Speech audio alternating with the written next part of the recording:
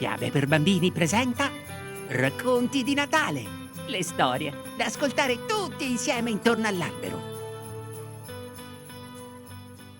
Il dono.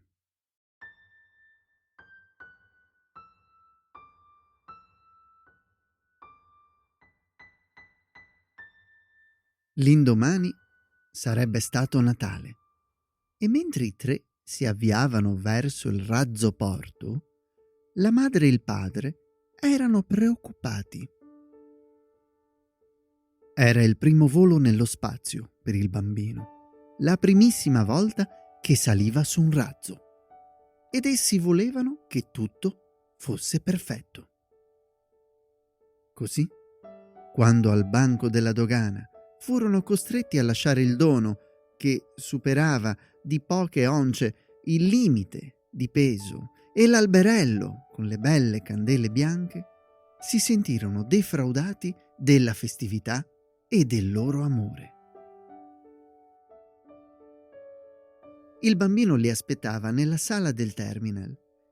Mentre avanzavano verso di lui, dopo l'inutile discussione con gli agenti della interplanetaria, la madre e il padre sussurravano fra loro. Cosa dobbiamo fare? Niente. Cosa possiamo fare? Che sciocco regolamento! E lui desiderava tanto l'albero. La sirena lanciò un grande ululato e la gente salì sul razzo per Marte. La madre e il padre vennero per ultimi e il loro figlioletto pallido stava fra loro, silenzioso. Penserò io a qualcosa, disse il padre. Che cosa? Chiese il bambino. E il razzo decollò ed essi vennero scagliati a testa bassa nello spazio buio. Il razzo si mosse e lasciò dietro di sé il fuoco e lasciò dietro di sé la terra, su cui la data era 24 dicembre 2052.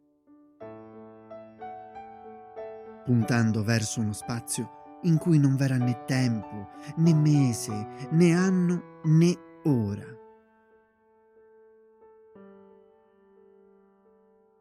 Dormirono per tutto il resto del tempo del primo giorno. Quasi a mezzanotte, secondo i loro orologi regolati sul tempo terrestre di New York, il bambino si svegliò e disse: «Voglio andare a guardare fuori dall'oblò». C'era soltanto un oblò, una finestra di cristallo immensamente spesso ed abbastanza grande, su, nel ponte vicino. «No, non ancora», disse il padre. «Ti condurremo lassù più tardi». «Voglio vedere dove siamo e dove stiamo andando». «Voglio che tu aspetti, per una ragione», disse il padre. Era rimasto disteso, sveglio, pensando una cosa e un'altra. Pensando al dono abbandonato, al problema della festività, all'albero perduto e alle candele bianche. E alla fine, levandosi a sedere, non più di 5 minuti prima, aveva creduto di aver trovato un piano. Era soltanto necessario che lo potesse realizzare e questo viaggio sarebbe stato veramente splendido e lieto. «Figliolo», disse, «esattamente fra mezz'ora sarà Natale». «Oh», disse la madre sbigottita perché glielo aveva ricordato. In un certo senso aveva sperato che il bambino lo avesse dimenticato. Il volto del bambino divenne febbrile, le sue labbra tremarono. Lo so, avrò un regalo, vero? Avrò un albero, avete promesso». Sì, avrai tutto questo e anche di più», disse il padre. La madre trasalì. «Ma...» «Dico sul serio», disse il padre. «Dico proprio sul serio. Tutto e di più, molto di più. Scusami adesso, tornerò subito». Li lasciò soli per quasi 20 minuti. Quando ritornò, sorrideva. «È quasi ora», Posso tenere l'orologio? Chiese il bambino. E quando ricevette l'orologio, lo tenne, così ticchettante fra le dita, mentre il resto dell'ora scivolava via nel fuoco, nel silenzio, nel moto inavvertito. È Natale adesso! Natale! Dov'è il mio regalo? Andiamo, disse il padre e prese il suo bambino per la spalla e lo guidò fuori dalla stanza, lungo il corridoio, su per una rampa, e la moglie lo seguiva. Non capisco, continuava a dire la donna. Capirai, eccoci arrivati, disse il padre. Si erano fermati davanti alla porta chiusa di una grande cabina. Il padre bussò 3 volte e poi 2, per un segnale prestabilito.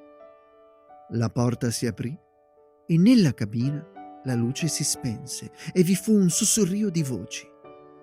Entra, figliolo, disse il padre. È buio. Ti terrò per mano. Vieni, mamma. Entrarono nella stanza e la porta si chiuse. E lì dentro era veramente molto buio e davanti a loro c'era un grande occhio di cristallo. L'oblò. Una finestra alta 4 piedi e larga 6, dalla quale potevano guardare fuori, nello spazio.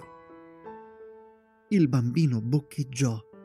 Dietro di lui il padre e la madre boccheggiarono con lui e poi nella stanza buia qualcuno cominciò a cantare.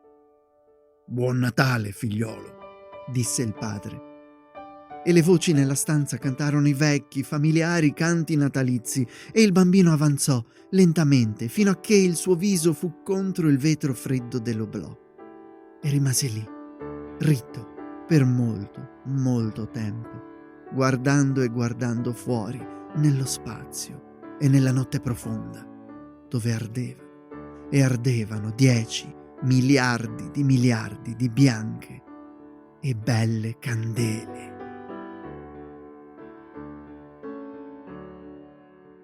Ti è piaciuta la storia? Se vuoi, ascoltane un'altra insieme a noi.